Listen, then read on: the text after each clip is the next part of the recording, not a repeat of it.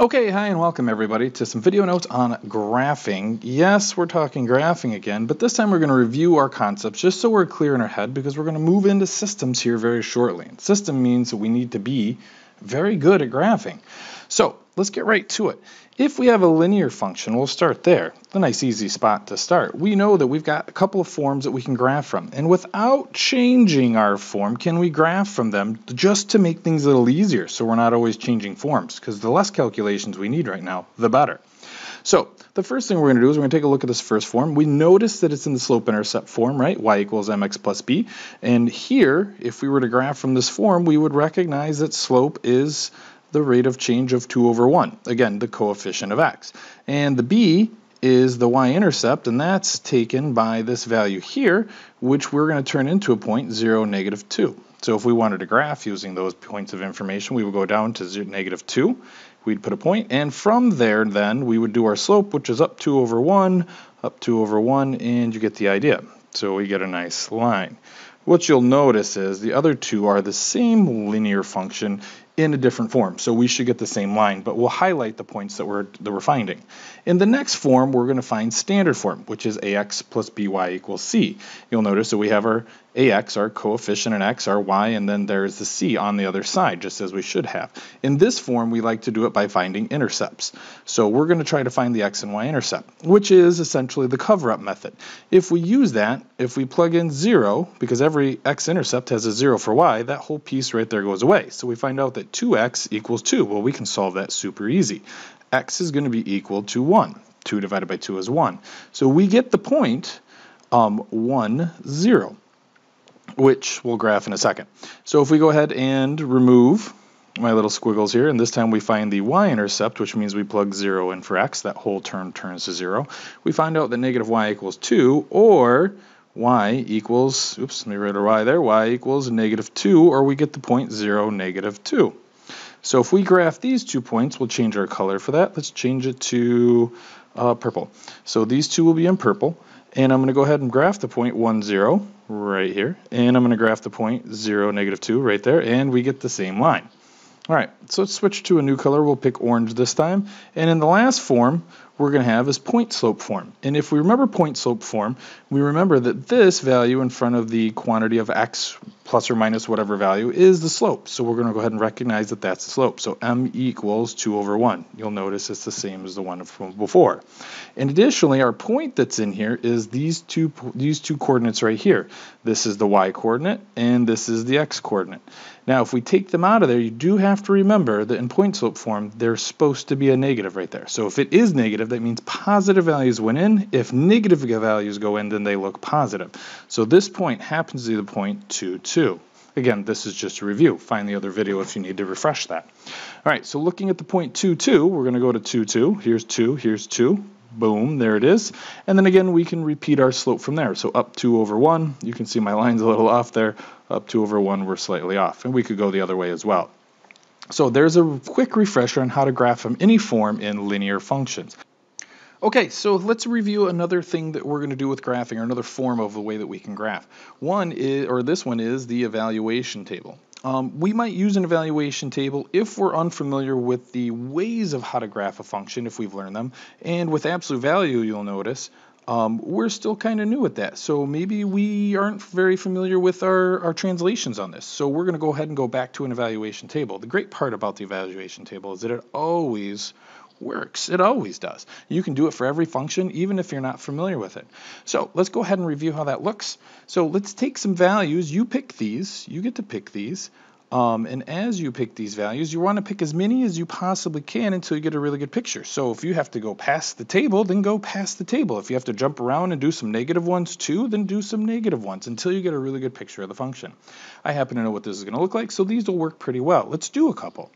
I'm going to pick the value of 0. So what I'm going to do is I'm going to take 0 and it's going to be plugged in or evaluated, right? Substituted for x. So I'm going to plug this in. So I'm going to get 2 times the absolute value. Let me make that a little clearer. I didn't write that very well. So 2 times the quantity of the absolute value of 0 minus 3. absolute value minus 1. So 0 minus 3 is going to be negative 3. And then the absolute value is going to come into play here because this is a negative 3 inside. So negative 3 is going to turn to a positive 3 times a 2, which is going to give me 6. Minus that 1, I'm going to get a value of 5. Let's do that again. This time I'm going to plug in 1. So I'm going to plug in 1. So 2 times 1, the absolute value of 1 minus 3, minus a 1, equals, now the inside the absolute value, 1 minus 3 is going to give me a negative 2, but that negative 2 is going to be turned to a positive because that's absolute value, so 2 times 2 is 4, so I'm going to get 4 minus 1, which is 3. And then I've done the last few there so that we can see it. So I'm going to go ahead and graph these points really quickly. I'm going to go to 0 and 5, I'm going to go to 1 and 3, I'm going to go to 2 and 1, 3 and negative 1, and finally 4 and 1.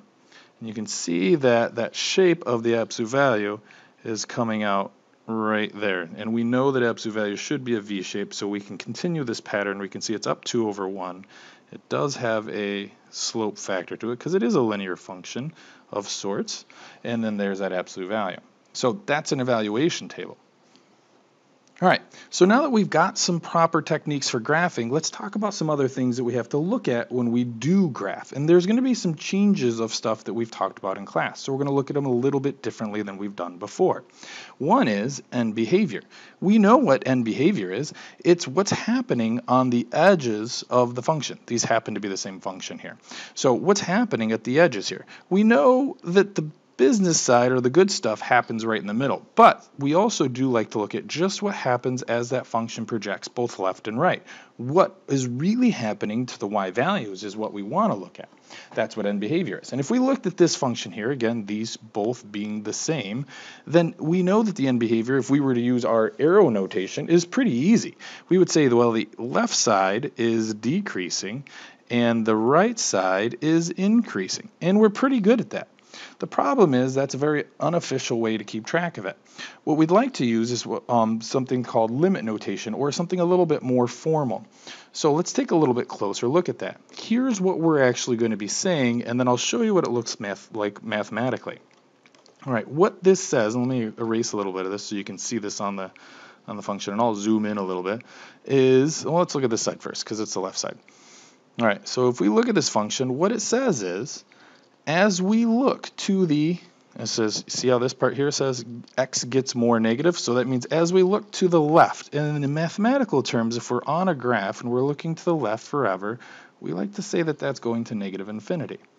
What happens as we look this way on this function, as we look from right to left, from the middle business part to the end of the function? So what's happening down here? And you can see that it says that the f of x, or y values, same thing, right? We are okay with that, that the y values get more negative. Where are they going? Well, if they get more negative, again, mathematically, where are they going? The y values go to negative infinity. We're okay with that. I mean, isn't that kind of what we said over here? The left side goes down. It's really what's saying. This is on the left side, indicating this portion as we look to the left.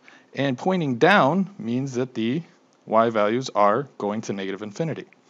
That's the translation. Again, I'll show you what that looks like mathematically in just a second. On this side then, we're going to look at the same thing. As we look to the, this time we're looking to the right side because we're looking over here and we notice that it's increasing. We'll talk about that in a sec. So this time we're going to say as we go to positive infinity, or as we go look from the x values towards positive infinity, which really just means from left to right from the center, the y values, or what the function is doing, right, is doing what? Well, they're going up, right? So if they're going up, they're going to positive infinity. That's what that means. And you notice these green statements that I wrote here. They kind of make sense. As we look towards positive infinity, or to the right, the y values go up. We can interpret that. That's not so hard. As we look towards, or as we look to the negative infinity, or the left side, the y values are going down. Again, not too hard to interpret. Here's what that looks like in math terms. Okay. Again, you can always start with your limit notation as arrows and then translate it into this. We're going to take that same wording and say as x goes to, so as x goes to, we'll start with the left side, negative infinity, and that means to the left, then, comma, f of x, or the function, or the y values, if you will, go to, so as we look to the left, where did our y values go? Well, they go down. So that means I'm going to say they go to negative infinity. The red part's always the same. We always make the same general statement. The only thing that ever changes is really what infinity are we going to? We usually say the left side first, so this will almost always be a negative infinity, unless you switch it up for some reason. And then down here, we're going to say that we're going to look at the right side now. Since we've looked at the left side, as x goes to positive infinity, so looking at the right side, that's the way that reads, then f of x, or your y values, goes to, and well, we said it was up, so positive infinity. All right, that's called limit notation for end behavior. And we'll do an example down here in just a second. All right. We're also going to look at a couple other things here. We really or newly have been introduced to or reintroduced to inequalities, and we're going to use those as well. So we're going to bring in our old style, which was the bracket notation, very similar to what we did with the arrow notation, right, for increasing and decreasing intervals along with domain and range. And then we'll throw in an end behavior example down here. So let's remind ourselves what an increasing interval is. Remember, an increasing interval is where a function is increasing from left to right, always from left to right. And a decreasing portion of the function is where it decreases from left to right, meaning that the y values are getting smaller. In an increasing function, the y values are getting larger. I think we're okay with that. So here's our bracket notation for that. Remember, we only look at x values. We're just talking about where the function's getting larger from left to right, where the y values are going up, right? And so we're only looking at the x values that occurs at. So if we look at this function a little bit closer, well, this function has an arrow here that says I'm going down forever. So really that means it's coming from negative infinity, and it's increasing until it hits the x value of 1. So if we put that in bracket notation, we'd put rounded brackets because we can never have negative infinity, and we stop at positive 1 here, and we can't have 1 because that's the point that it changes. So we would have rounded brackets from negative infinity to 1. What does that look like in inequality notation? Well, let's address the rounded brackets first. We know that these only deal with x values, so we're going to put x in the middle, and we're going to write a compound inequality, and if we want rounded brackets, we know that the inequalities are not going to have the included sign underneath, so they will not have an equal sign. Okay, if these are square brackets, we would. And then all we're going to do is say from negative infinity, this function is increasing, right, because we're doing an increasing interval, right, all the way up to 1. And if you read it, that's what it says. It says the solutions are greater than everything from negative infinity, or again, the solution, the interval, and the interval stop at negative 1. That's or less than. That's the interval from here to here. Okay, let's do it for the decreasing part.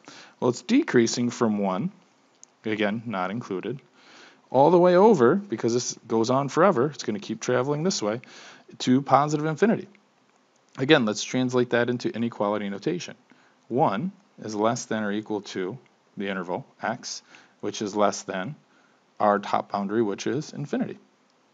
Again, same thing. You can see that the intervals there are both defined by these same boundaries in brackets. Yeah, brackets are a little easier, but this is another notation you have to be aware of.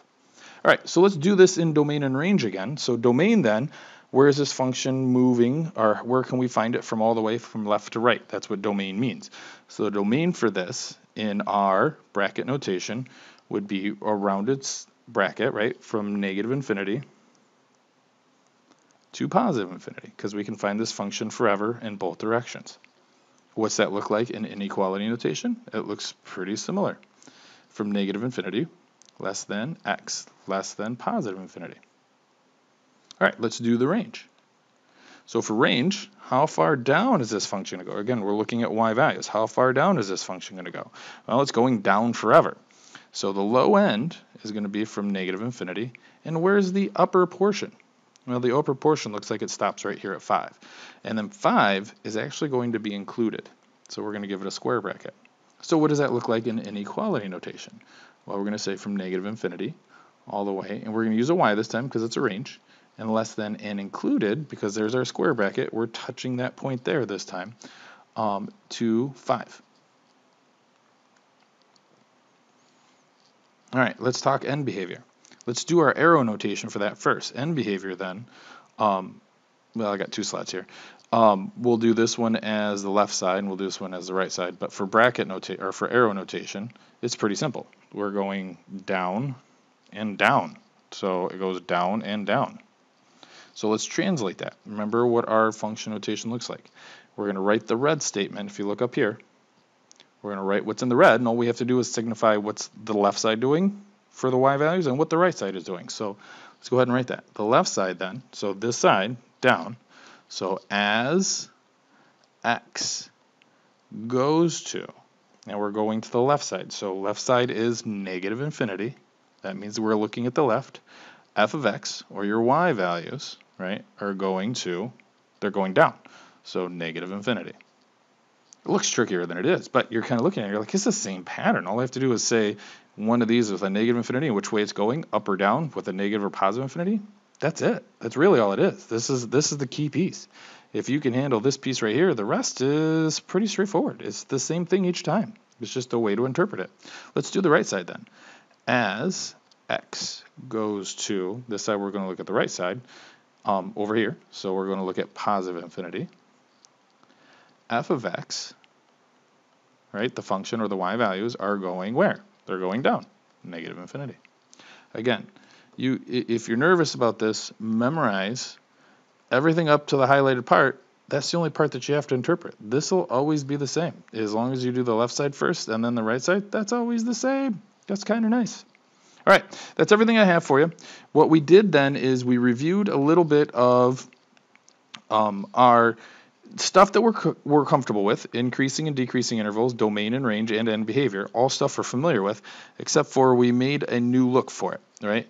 We did it with inequalities, okay? As an end behavior, we gave it a new look, which is limit notation, okay? And then if we go back here, we just reviewed a lot of our linear functions, forms of graphing, and then we also looked at our evaluation table to remind us if we ever get lost or tricked a little bit on our graphing. Just go back and make a nice table. All right, thanks for watching. We'll see you in class.